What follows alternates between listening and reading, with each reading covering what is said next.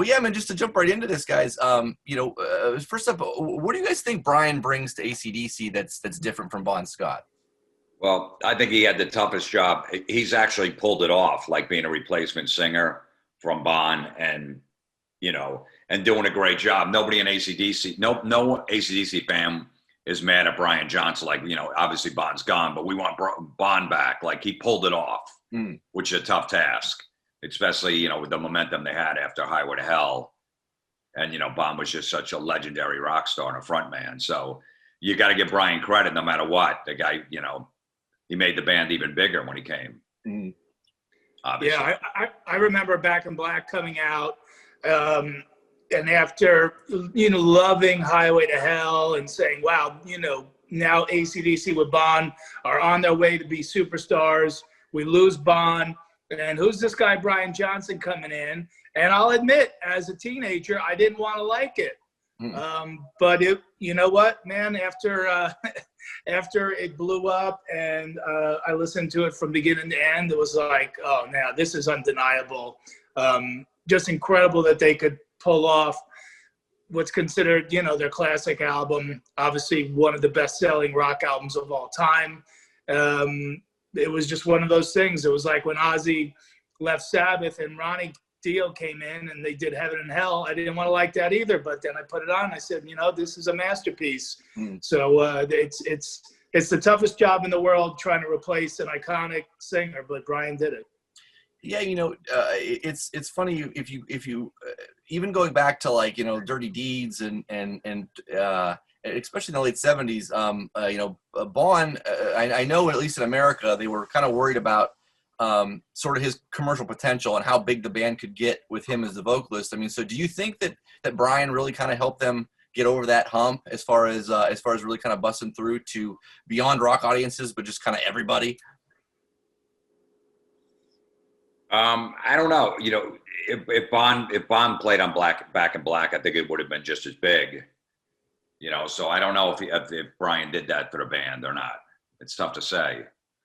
So are you saying you think possibly because of Brian that's what brought them to the next level over what Bon would have done? Yeah, like Jim said, that's impossible to predict because every couple of years you hear somebody come out and go, yeah, I was an engineer on Back in Black, and yes, these were definitely songs written when Bon was around. There's versions of these songs with Bon singing on them, and then a couple of years after that, you hear, no, these songs are all fresh. Like, I don't think we ever got the real story of where and when these songs came from, but just luckily for us, they came. But I will say, no matter what the case is, there was definitely momentum and energy coming off a Highway to Hell that led into this album. But yeah, for Brian to pull it off as a replacement singer, it did. They had to find the exact right guy, and nobody in America knew who Brian Johnson was,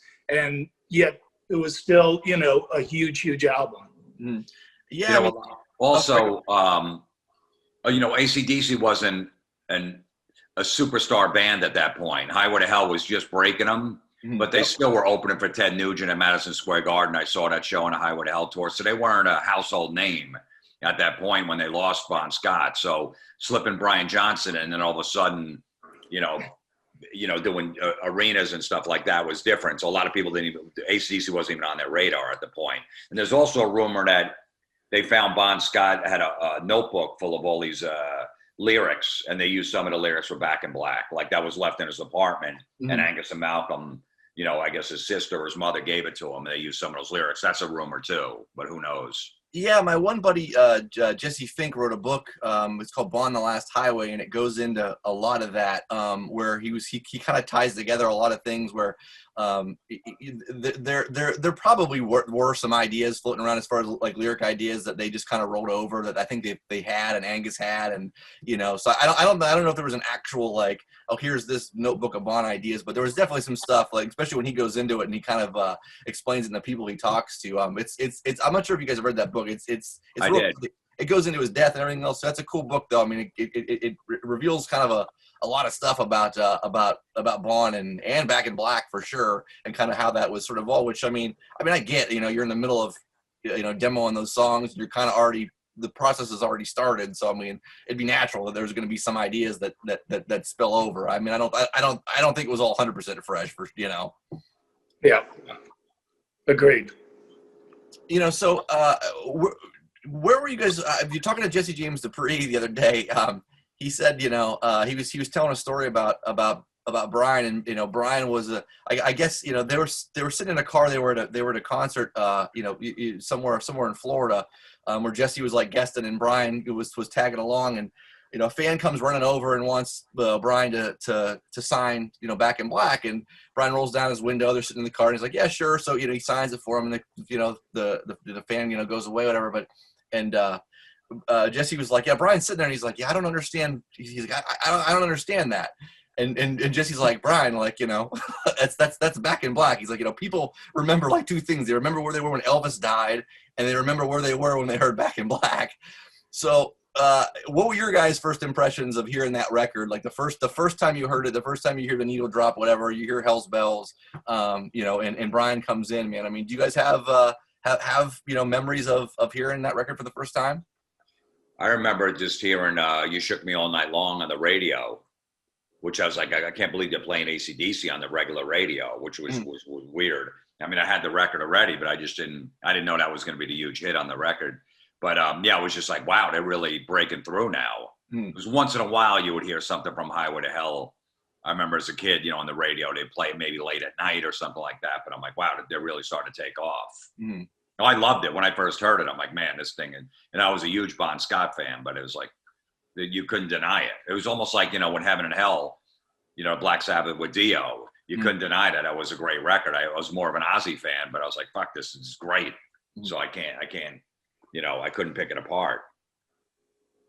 Yeah. By the way, I just want to say before we continue, nobody has a better Zoom background than Jim Florentine. I did Greg Gutfeld's show last night. He said it looked like I was getting my passport picture taken. I know, it's great line. Yeah, where are you at CVS right now? I know. I'm not going to. No, it's the greatest because it's nothing. There's nothing. I'm not going to put books in the background that I don't read. So I just fucking, yeah. I remember the first time I heard it was I was at the lake in my town where I grew up with a bunch of really cute girls from high school, and we're all sitting on the beach, and maybe it was You Shook Me All Night Long came on the radio, and these girls just started dancing and rocking out to it, and I was like, all right, if I didn't like this album, I like it now because I see chicks rocking out to it. And, it's funny to go back to what you asked before about Brian. I mean, it's not like Brian was a young Mike Tramp, coming into the band. But I think his appeal, was and still is that it was almost like he's the common man. He puts on a black T-shirt, jeans, and a cabbie's hat, and he's almost the anti-rock star. And like the guy you mentioned who ran up to the car and had him sign a copy of Back in Black, he feels like he's a very approachable guy because of the way he presents himself. Jim and I were lucky enough to interview him on that metal show, and that is really the guy. I mean, he's just a low-key, like, happy-go-lucky dude. He showed up at the studio on his own, no handlers, no publicists, nothing. Just showed up. He was super polite. He was dying to have a smoke. He asked, hey, is there anywhere I could go have a smoke? I'm like, yeah, you're Brian Johnson. Where you want to smoke, you could smoke. And so I think, that's a big part of his appeal. But for me, I think, when I saw the cute girls in my high school dancing to You Shook Me All Night Long on the beach, I said, okay, this album's something special. Well, kind of going album by album, because you guys picked 6 different ones, and Back in Black, obviously, Dawn is on your list, and I mean, obviously, you have the huge the huge hits on there. I mean, almost every song on there's a hit by now. I mean, because I've literally heard every one of those songs played on the radio. But yeah, I mean, what are some of the I guess deeper cuts, or what are just some of your favorite tracks from Back in Black? Yeah, I mean, I think the deeper cuts obviously are the ones that I will gravitate to, only because you've heard "You Right. Shook Me All Night Long" on every radio station. Like, I think classical stations play "You Shook Me All Night Long." It's such a big hit. You know, every strip club you ever went to played "You Shook Me All Night Long." Not that I've been to many, maybe a few thousand, but that's it. And only to use the phone. But, you know, inevitably you're going to hear that song everywhere you go. Hey, listen, it's still a monster song, no matter how many times you've heard it. But sure, you're going to gravitate towards "Have a Drink on Me," "Rock and Rolling," "Noise Pollution," you know, those songs as opposed to the hits. But, you know, obviously, you know, coming into this interview, I put Back in Black on last night while I was working on my computer and listened through, and it's just like, this album is flawless. It really is, after all these years.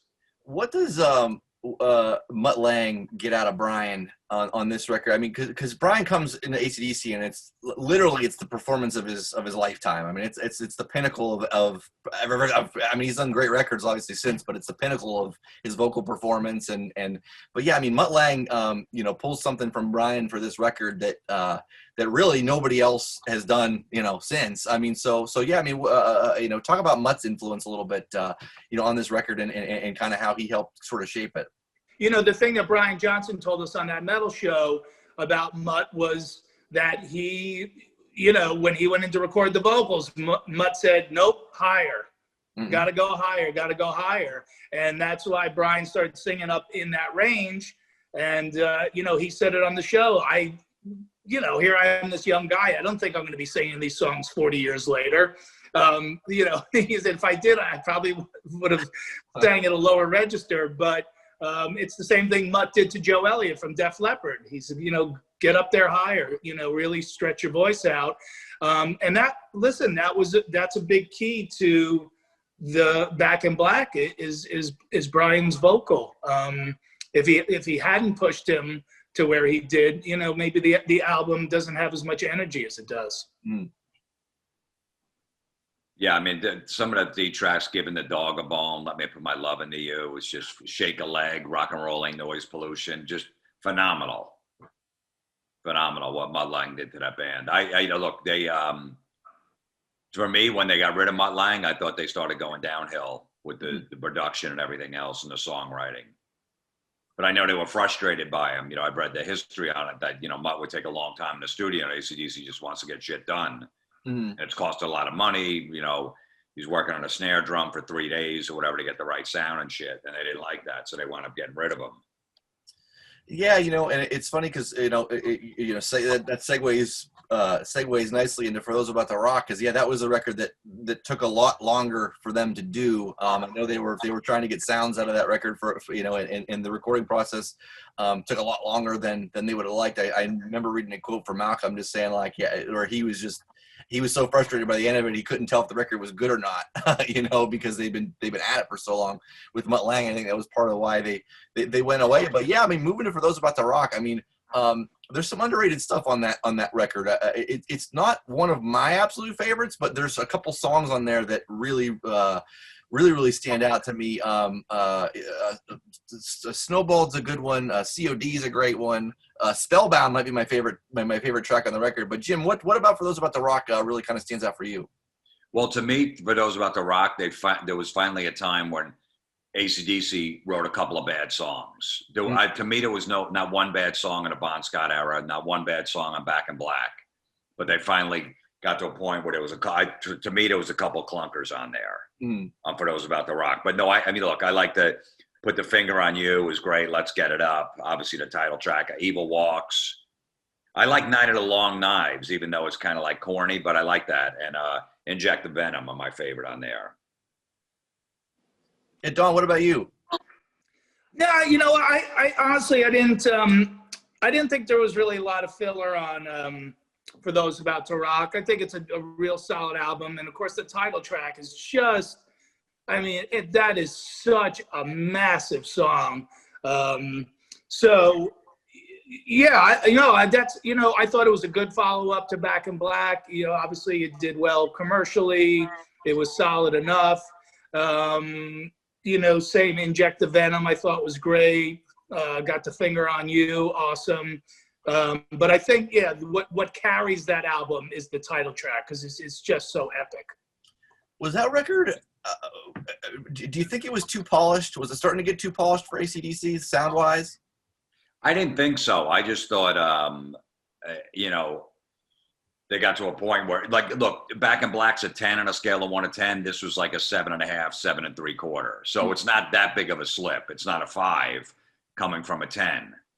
But no, I didn't notice that. I just know I noticed the production on the later records, the few after that, was weird without Mutt Lang. Yeah, I think if anything, you know, maybe it was a matter of, you know, hey, we got to capitalize on the success of Back in Black. We got to get another album out, you know, as quick as possible. Because back then, obviously, you wanted to get the band back out on the road. And of course, if you have a massive hit like Back in Black, you don't want to lose that momentum. So yeah, maybe they rushed it out a little bit. But again, I think it's a solid follow-up. It's probably the second best, I'd say, of the Brian albums, just by a hair over Flick of the Switch. Do you think that it was weird because at the time you mentioned Don, you know, you're saying they wanted to get them back in the studio to capitalize on the success of Back in Black. At the time they released Dirty Deeds in America, which hadn't been released yet. Do you guys remember there being confusion around that when that record came out? Because I remember I still have the record that my dad bought back then, which has the sticker on it that says, you know, it has the lineup, you know, saying this album features Bon Scott, and has you know, the lineup for that record is to try not to confuse fans. But do you guys remember that coming out in between those two records? I do. I remember. But I already had the record, the Australian version or the import version, so I had it for like 4 or 5 years before that. I just knew that it wasn't released in America. They didn't think the songwriting was good and the sound quality. I had no problem with the sound quality on that. So supposedly that's what the record company thought of Dirty Deeds. So they never released it in America. It was kind of weird. They were capitalized, but I already knew the record, so it wasn't weird for me to all of a sudden there's a Bon Scott record out. Yeah, I didn't really, you know, back then I didn't really follow the timeline as closely as I follow the timeline on bands now. So I think I was like Jim. It's like I think I already had it and thought it had been out in America back, you know, when it was recorded. I guess I probably, you know, as a teenager, I probably didn't even realize that it was released in America because I already had it on import. Do you think that decision affected Brian at all? I mean, you know, here he's in the band, he's off this mega seller, and then, you know, they're releasing a record, you know, without him on it. No, I think, look, he just got the gig in the band. He was just happy to be in the band, and the thing blowing up. He's like, you know, and that was more of a record company decision. Angus and Malcolm probably had no say over that. He's just like, look, this is what the record company's going to do, so we can't stop it. Yeah, and Brian, to his credit, has always sung the praises of Bon, even to this day. So I'm sure he knew it was just business, and because he also loved, you know, Bon as a singer. I don't, you know, you'd have to ask the man himself, of course, but I don't think there was any animosity there. You know, getting into Flick of the Switch, this is what I think it's probably the most underrated record of the Brian era, and I think people kind of shy away from it because it's because of the sound, because it comes out of, you know, Mutt Lang land a little bit, and it goes kind of back to the roots. It's more, like I said, it's there's definitely a harsher sound to it, a more kind of upfront sound, certainly than For Those About to Rock. But yeah, why was that one of your picks, Don? For everything you just said, it really is. And you know what? I'm gonna change mid-interview that I think Flick of the Switch is the second best Brian album with AC/DC. This album. Here's a theory I bet you've never heard before. I gotta say, I truly believe some of the reason this album didn't connect was the album artwork. That's possible, because I mean it's just sort of just a a pencil drawing of Angus pulling down a lever. Yeah, It's almost like it's like if you see somebody driving around in a Ferrari and then they show up one day in a Ford, you're like,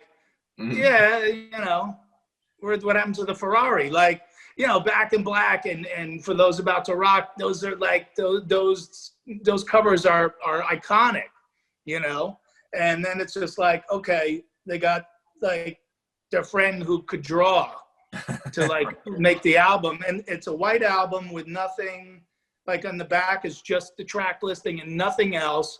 So that's an offbeat conspiracy theory, but I honestly believe that it's something. It's not like Aerosmith Draw the Line, where they had an extremely famous artist. It's a Hirschfeld. That's something that would sell for $500,000 in a museum.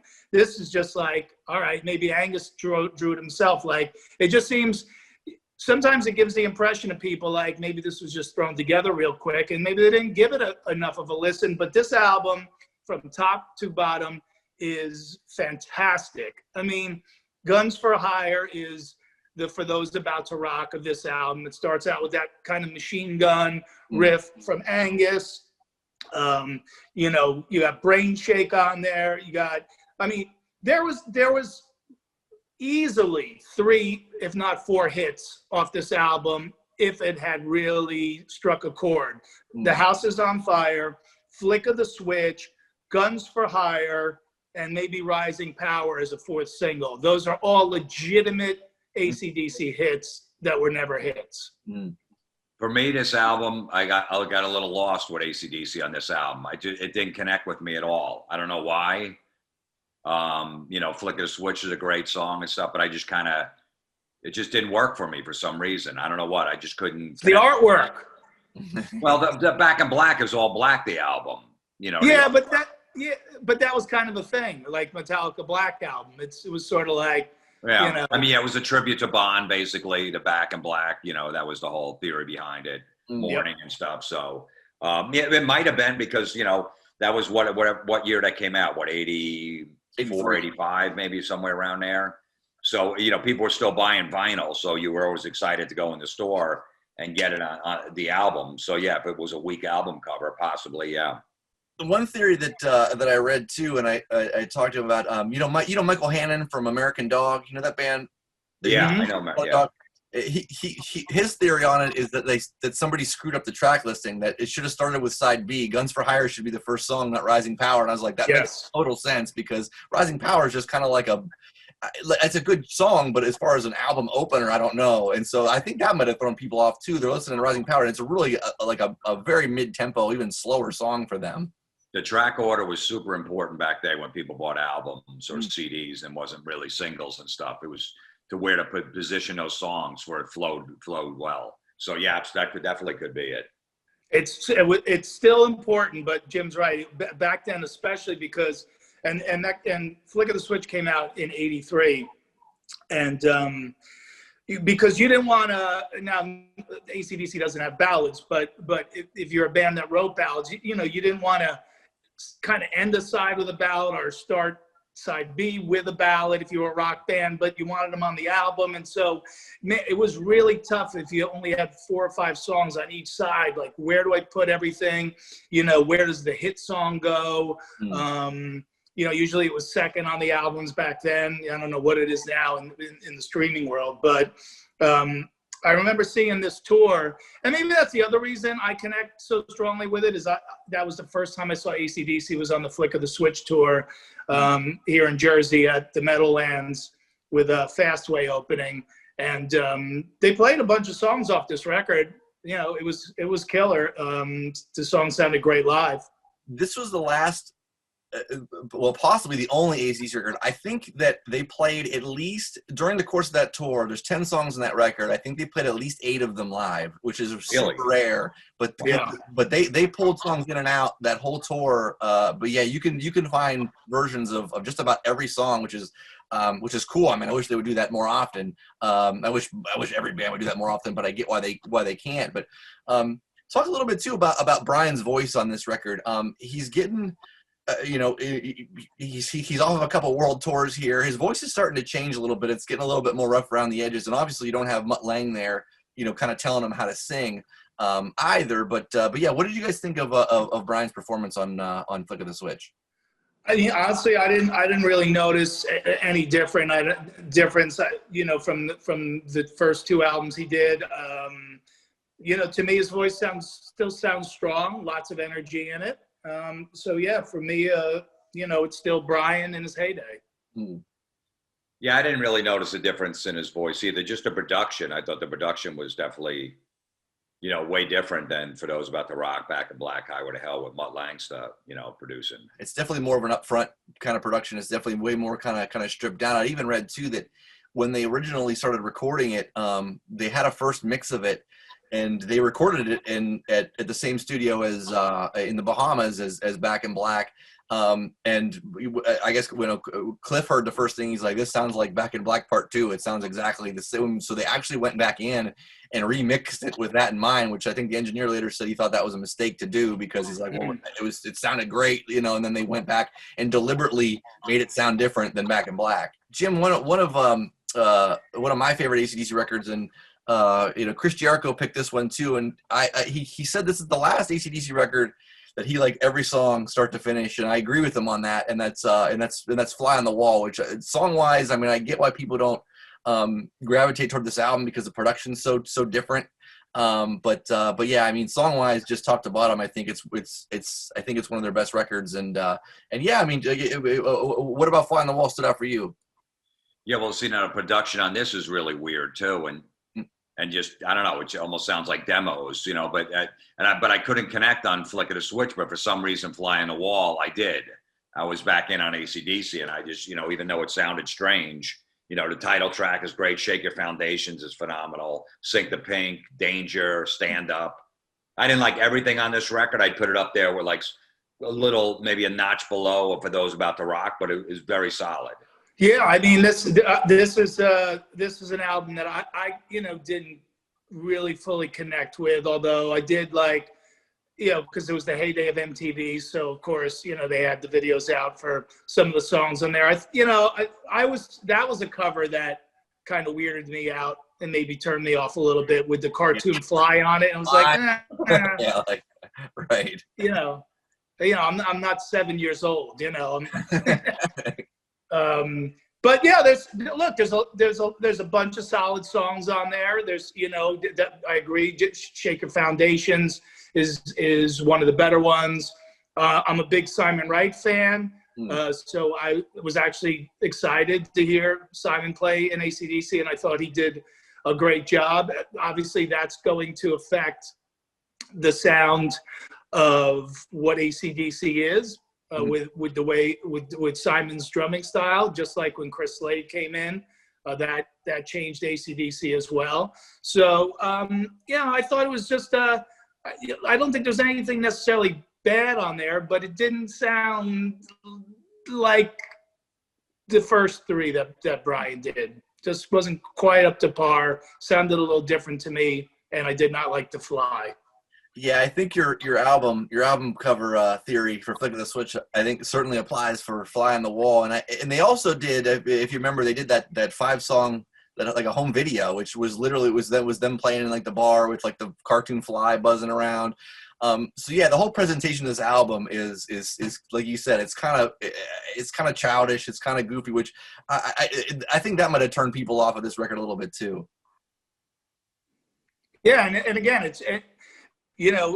some great songs on there, but we're now seeing like Back in Black, For Those About to Rock, Flick of the Switch, and the songwriting is not as strong. I think the performances are there, but maybe the songs weren't there, because I could definitely look past the cartoon fly if the songs are like they are in Back in Black. Jim, do you think that the image kind of hurt this record a little bit? Yeah, look, this is MTV heyday.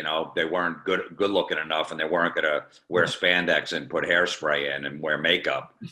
The jeans and T-shirts and Angus and all that stuff. So, maybe they just tried. All right, we're not gonna we're not going to poof our hair up, but we'll kind of be silly with a fucking fly flying around. You know, I didn't expect AC/DC really didn't fit in with the AC/DC band. You know, I mean, with the MTV bands and stuff. You know, at that time.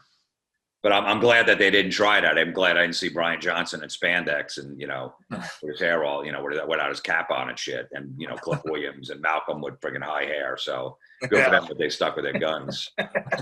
Yeah, I think that'd be because I know Brian said that goes the record company wanted us to do that. Like, what were we talking? We wear jeans and a t-shirt. That's what we wear.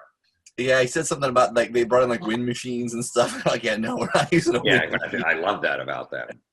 And they all share the same dressing room. Brian said we're all in the same dressing room. We're on the road. We don't have separate ones. We all hang out together, which is great. Yeah, that's pretty unheard of in the rock world, especially for a band that big. The one review of this record that I thought was funny, they described Brian Johnson's voice. That it sounded like a horde of rabid dogs running down a hallway lined with razor blades, only catchier, which I thought was kind of appropriate. His voice is really, this is the first one. I mean, this might be the harshest his voice sounds on any AC/DC record. What are your guys' thoughts on Brian's performance here? Yeah, it definitely is. I mean, I don't know, you know, if it's the voice, the production, everything about it is just, you know, is strange, but it worked.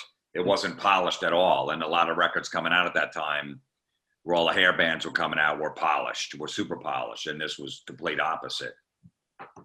Yeah, I think we're all in agreement there on Brian's voice on this one. But by this point, we were used to Brian's, you know, singing, you know, being, you know, very scratchy. And, you know, look, especially as a teenager and even now, that almost in my mid-30s, if I saw that review of Brian's voice, I'd immediately go out and buy that album. So if the guy was trying to shit on the album, he probably helped them sell a lot more with that description of Brian's vocals, because I'd immediately go out and pick that up.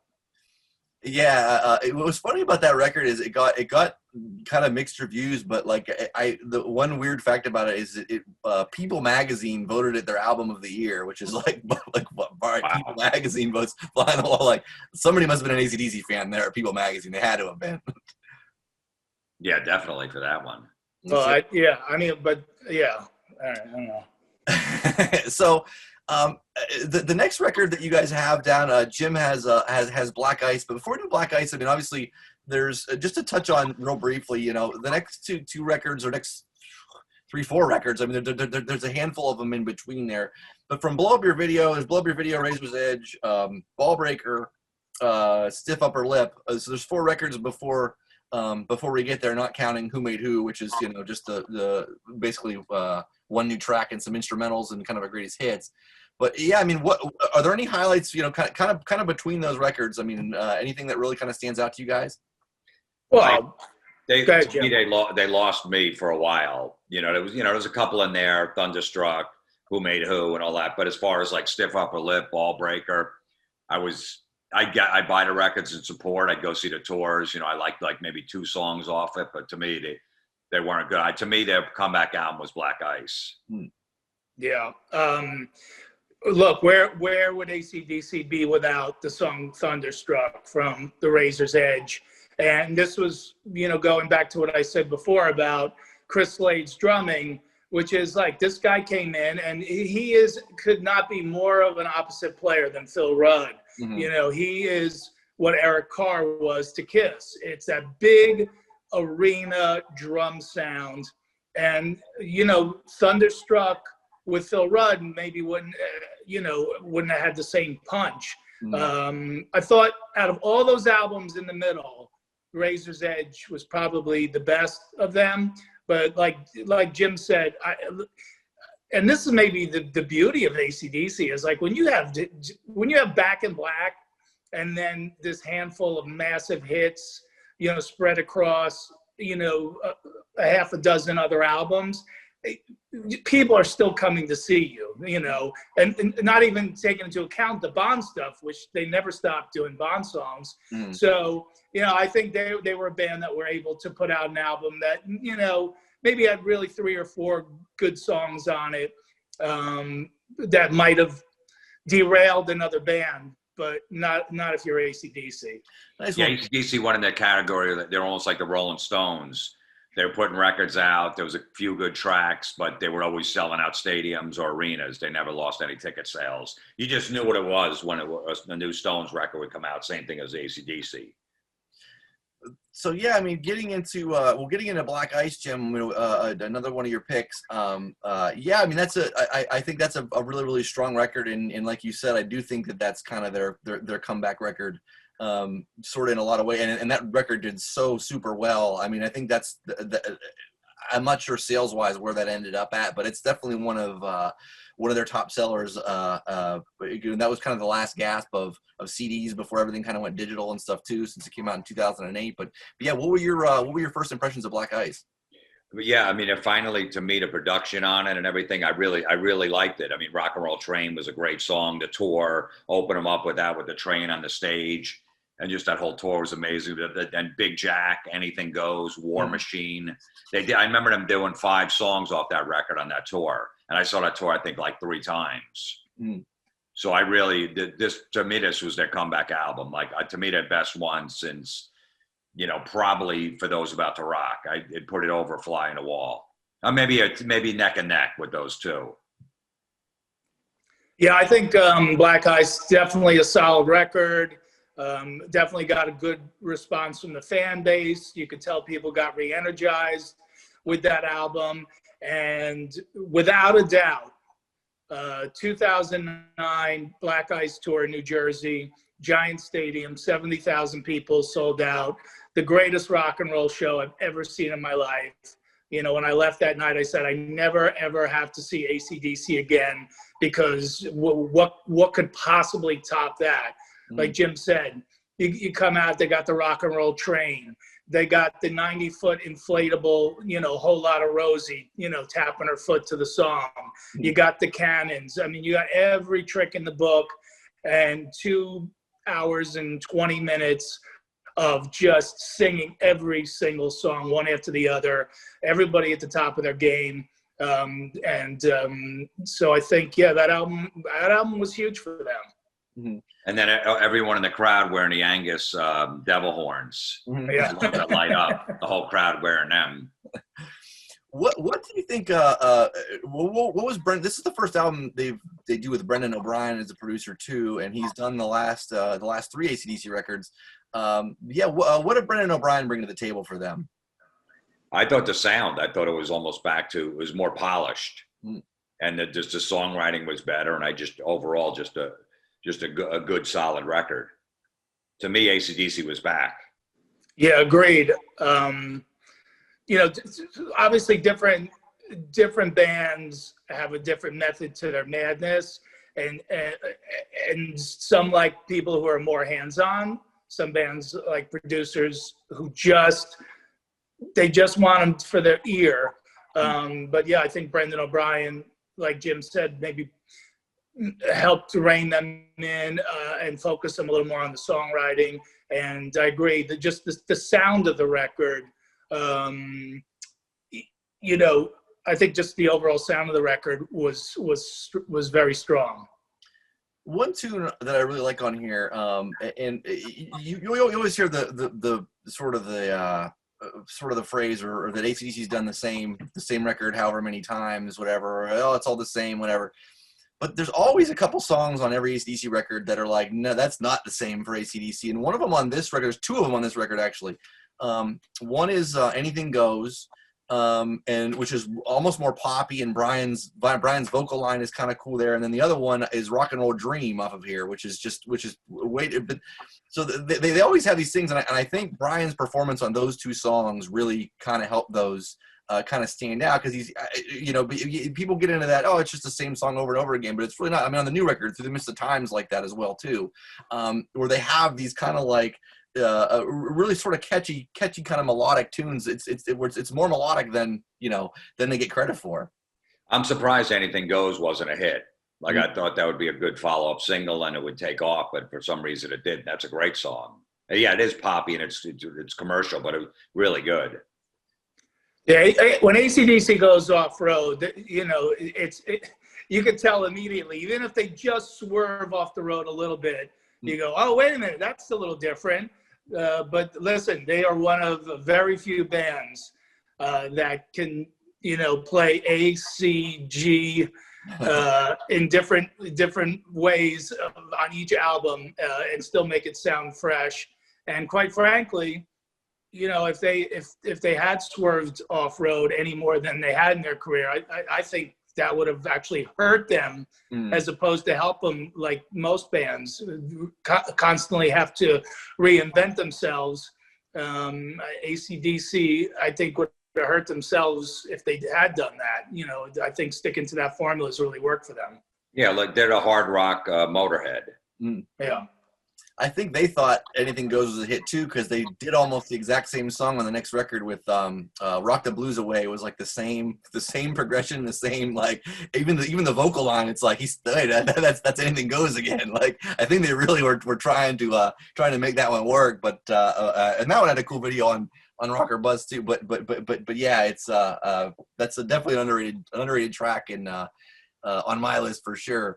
Getting to the new record, man. I mean, Power Up. What was your guys' kind of first impression of the latest one? To me, it's a grower, not a shower. Like Jim after a shower. I'm like, and then I listened to it again in the background. I'm like, man, it's starting to come around. And by the third time, I'm starting to slowly get into it. But it didn't hit me right off the bat. To me, it was just like I talked to my friend. You hear it? Yeah, it's all right. I'm like, listen to it again. I put it down for a week. I put it back on. So it's coming on slowly but surely. Yeah, I think, in my order of, Brian AC/DC albums, if we start with for those about to, for Back in Black, for the Flick of the Switch, for those about to rock, I put Power Up fourth on that list. And obviously I think there's a lot of goodwill and good feelings with AC/DC fans because, we never wanted to let them go. And we didn't know if they were ever going to make another album after Rock or Bust. And I think people are just really excited that there is going to be at least one more album. And I think people would have been actually okay if it wasn't that good of an album. But I think it's a solid album. I even think, the hits so far, the couple singles they put out, are a couple of the best. I think Shot in the Dark's one of the best songs on the record. And I think they go off-road a tiny bit on a few of the songs on this album. But, from beginning to end, 12 songs. And, maybe because they didn't have to rush. And maybe the secrecy of the album added to the mystique of it because you don't have that anymore really with rock music. So I was pleasantly surprised when I listened to the album in full, and I really do love it. Yeah, I like there's some tunes on here that really stood out to me right away. There's other ones that kind of like I worry with some of their songwriting now because it's so compact. And they take out all the extra, which isn't bad. They tried to do that on Rock or Bust, but Rock or Bust I didn't like that album. I just don't ever go back to that one. Where this one they did it, but they're kind of fighting their footing without Malcolm here a little bit too. They're and I know that a lot of these ideas have been around, and Angus has plenty of them, but yeah, I mean, like Realize is really, really cool. The way that backing vocals and everything kind of work with that one. It's a great song right out of the gate. Yeah, the Shot in the Dark's great. Through the Mist of Time is probably my favorite track on the record, and it's the one that's the most different. But it's just a cool, you can tell it's about Malcolm, and it's just a cool, another really cool vocal there. And yeah, I mean, I think Brendan O'Brien on here, really coaxes a great performance out of Brian on these songs. I mean, he is, if you want to talk about a comeback album for him, this is the best. I mean, the last record, again, I just don't go back to that one at all. And I think the whole thing was just kind of weird. But this one, man, I mean, I really do think Brian shines on this one. Yeah, definitely. Yeah, Brendan O'Brien. Yeah, like Don said, everyone's happy that AC/DC, all the rumors why Brian was gone. Is he coming back? Axl filling in. He's never coming back. Maybe there was you know, going to throw him out of the band. Who knows? All these rumors. And then all of a sudden, Cliff's retiring. Now Phil Rudd's back in the band, Cliff's back in the band, and Brian. So, you know, this isn't just Angus and Friends ACDC record. So, yeah, that's a big part of it, Jim. It's as obviously it's as close to the original band as you can get, certainly from the Brian era. And again, it's all good feelings from the fans, because even though Malcolm doesn't actually play on the album, you know, these are songs and riffs that were inspired and or written, you know, by and with Malcolm. So, you know, I think there's a lot of nostalgia there with the fans, that it feels good to know that Malcolm somehow is a part of this record. I thought, you know, we talked about song order before. I think, you know, if I sat down with this, I would do a different order of the songs. You know, Realize is kind of a weird opener, but I think the thing when you first hear it is like, it's almost got those Thunderstruck background vocals in there. It makes sense to put that first, because one of the first things you hear is that kind of kind of backing vocal, and it instantly takes you back to Thunderstruck, and already you're like, you're rock, you know, before you know it, you're rocking.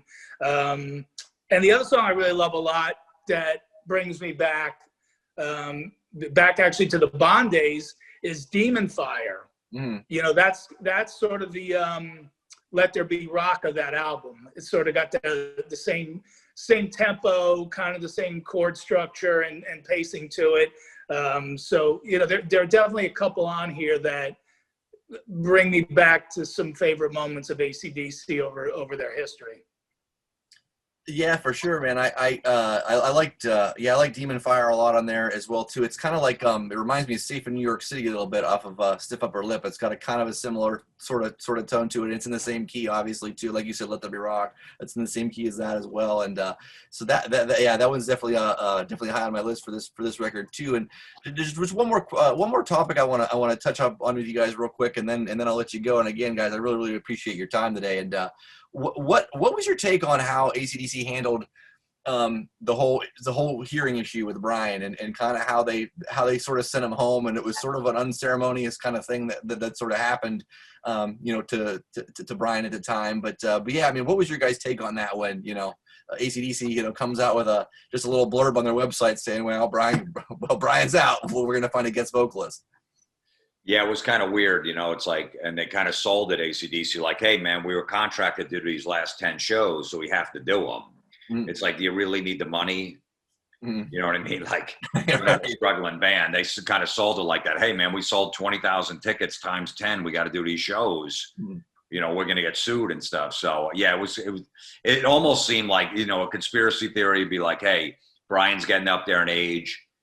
Angus is thinking maybe I could pull this off with another singer, not necessarily Axl. I think they were looking around, maybe another unknown. And, you know, I'm 7 years younger than Brian. I still got some life in me, and Brian's not going to be able to do the long haul anymore. So let's see if we could put in an unknown singer maybe and pull it off. And then he realized he couldn't do it. Like Axl, I saw 2 of those shows out of the 10 they did, and he was great. But, you know, I think Angus knew. He's like, all right, I can't do it with Axl Rose. He's too big of a name to pull off an AC/DC with Axl Rose. So he just, you know, and then I think he went back to the well, goes, you know what, I need Brian back. I thought it was kind of shitty the way they just kind of got rid of him like that out of nowhere. But that's easy. I remember when Bond died, I was a kid, and then like 4 weeks later, like, you know, 3 or 4 weeks later, like, we can't sit around anymore. We got to get a singer. I'm like, really? After fucking, you know, 3 weeks, you guys are, you know. Can you mourn a little? But that's just the way AC/DC does shit. So, but Jim, you make a good point. Like back then, we were teenagers. We didn't know anything about the music business or how things worked. You know, we were just fans. So we were probably shocked. Like, wait a minute, now who's in there? What? Didn't Bond just died? But now we, you know, that we've sort of been, you know, in the music business a bit from doing that metal show, and we know a little too much these days, and we understand, look, it is a business. And that's why the stuff with Brian, I didn't take personally, only because, number one, Brian didn't release a statement saying, you know, screw those guys. They fucked me over. I'll never play with ACDC again. There really was no drama. There was no drama between the band and Brian. It was just sort of like, yeah, Brian's has to deal with this hearing thing. So to me, it was like, it seemed more like a medical thing. Yeah, if Brian's not going to be able to hear himself sing, and go out on tour and do these big world tours and these big stadium shows that AC/DC is famous for, then yeah, it is time to move on. But certainly Axl did a great job, but it wasn't going to be him. They tried out some unknown singers. They tried out a guy from an AC/DC cover band. Who I actually saw that band play, and that guy is pretty good. But yeah, at the end of the day, Brian worked behind the scenes that whole time with somebody who created something for his ears so that he would be able to pull it off. And then, like I said, there was all this sort of mystique surrounding, oh, wait a minute.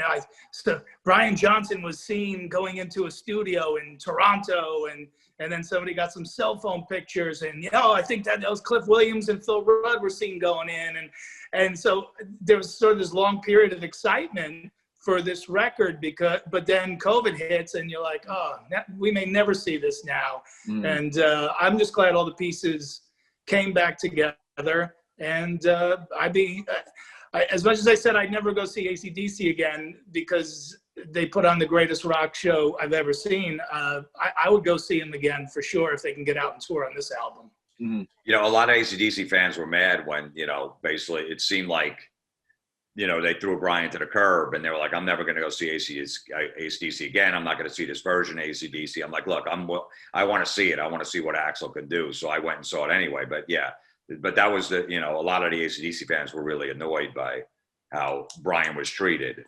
Yeah. But look, everything worked out in the end. So maybe it wasn't. Maybe it really was that. But you just heard the rumors that, Angus still wanted to do this thing for another 10 years. And, Brian's 73 now. Right. Which is insane.